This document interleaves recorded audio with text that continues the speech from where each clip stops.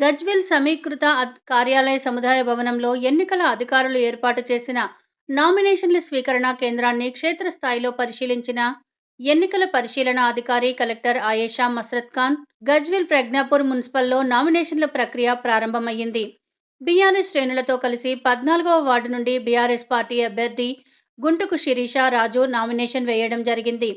ఈ సందర్భంగా గుంటుకు శిరీష రాజు మాట్లాడుతూ, ఎన్నికల షెడ్యూల్ విడుదలైన సందర్భంగా వార్డు నుండి బీఆర్ఎస్ శ్రేణులతో కలిసి సంతోషమాత ఆలయంలో ప్రత్యేక పూజలు నిర్వహించి వార్డు ప్రజల మద్దతుతో బీఆర్ఎస్ పార్టీ అభ్యర్థిగా 14వ వార్డు కౌన్సిలర్గా నామినేషన్ వేయడం జరిగిందని అన్నారు. అభివృద్ధిలో రాష్ట్రంలోనే గజ్వేల్ నెంబర్ 1గా కేసీఆర్ తీర్చిదిద్దారని, కేసీఆర్ పెట్టిన సంక్షేమ పథకాలు ప్రజలకు ఎంతగానో ఉపయోగపడ్డాయని, కేసీఆర్ పాలనలో గజ్వేల్ 50 ఏండ్లు ముందుకు అభివృద్ధి జరిగిందని తెలిపారు. వార్డు ప్రజలకు నిరంతరం అందుబాటులో ఉంటూ వార్డు అభివృద్ధికి ఎంతో కృషి చేశానని అన్నారు. వార్డు ప్రజల మద్దతుతో ఈరోజు నామినేషన్ వేయడం జరిగిందని, వార్డు ప్రజలు నన్ను ఆశీర్వదించి మా భారీ మెజారిటీతో గెలిపించాలని కోరారు. గజ్వేల్ ప్రజ్ఞాపూర్ మున్సిపల్ 14వ వార్డు నుంచి ఈరోజు నామినేషన్ వేయడం జరిగింది.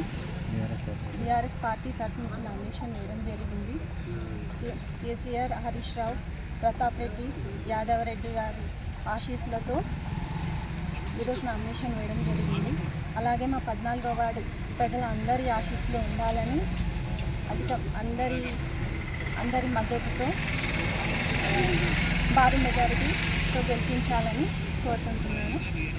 అందరికీ నమస్తే. మీ వార్డు ప్రజలకు ఏం హామీ ఇస్తారు? ఈ మేనిఫెస్టో